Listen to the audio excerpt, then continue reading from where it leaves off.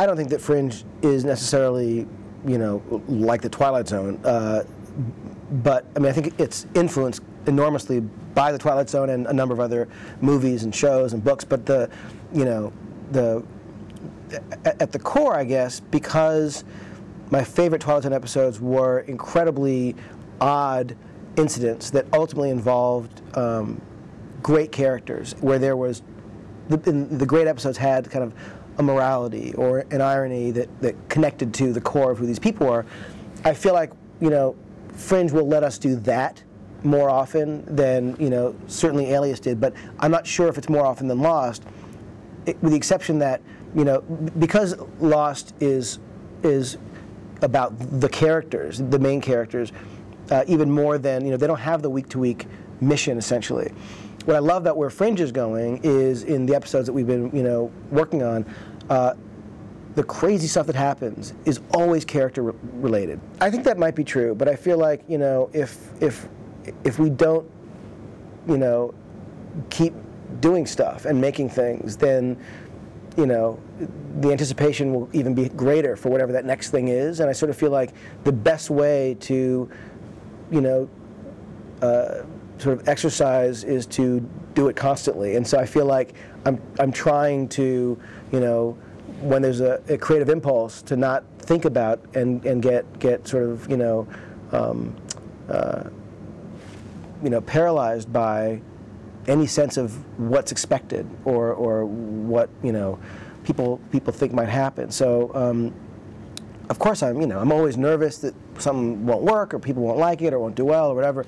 But the truth is that, you know, this didn't come from, I want to do a show that gets good ratings. This came from, I want to do a show that tells the story. I knew he had this movie that he was working on with Drew, and I begged him. I was like, you know, please, can we, you know, work on it together? You know, I was hoping, and they, you know, for obvious reasons, wanted to go elsewhere and did. But I'm such a huge fan of Joss's, and I've known him, you know, a little bit for years, and you know, working with him would be such a dream. So I would love it. But he's got such a, he has such a specific kind of a voice that I sort of feel like, I don't know, I mean, I don't know if he'd ever want to work with me, but I would love to work with him.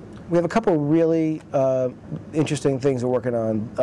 One thing that I, you know, can talk about is this a comedy with Sherry O'Terry that is really funny. This guy, Mike Markowitz, wrote that's just crazy funny. And I've never worked on something that is an out-and-out comedy. And reading this script was such a joy because it's just crazy funny, and so that would be a show that I think would be a wonderful show to see come to life and happen.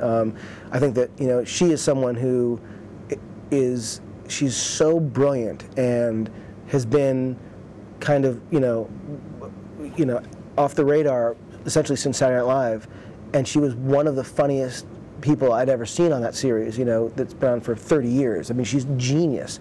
So I really think that she, as part of an ensemble, is, you know, she's like an opportunity waiting to happen. So I'm just dying to get her show on the air. And then movie-wise, we have a few things we're playing with that we have a comedy that Aline Brosh McKenna wrote called Morning Glory that, you know, we're working on a passing script. I think it's going to be great. And a couple other really cool ideas. We have some things that I'm, you know, as I get closer, I'm sure I'll be talking to you about. I do TV because I love TV. I mean, it's someone asked that question in the panel. You know, why do you do TV when you're doing these movies? It's like, are you kidding me? It's like I feel lucky that TV will have me. So I'm you know, again, we'll see what people's reactions are to the show. But I love the idea of tracking these characters over a long period of time. Just was saying today that, you know, when you see a moment that, you know, a character has or something an actor does, and it's in episode 3 or 4 or whatever, and it's such a weird thing because what you know so well is that hour pilot or 2-hour pilot that you've been working on, suddenly you see them alive, and it's almost like having a kid and watching them do things independent of you. It's the weirdest thing, but you think, wow, this is like, it's this organic thing, and you're seeing something that they do, and then you start writing to that. Then they start work. You know, it's a very interesting like dialogue you have with the actors. It's cool. The only show that I will tell you that, you know, I, you know, desperately love is Mad Men. I love it. Psyched for season 2. Oh, I can't wait. Can't wait. I could actually see you as a character on Mad Men. Literally, the glasses. If Weiner would ask me, I would do anything to be on that show. I never want to act. I don't, the people don't deserve that. But to be on that show would be like the biggest thrill. That would be my favorite thing in the world. You'd have to start smoking. I can't do it. I can't do it.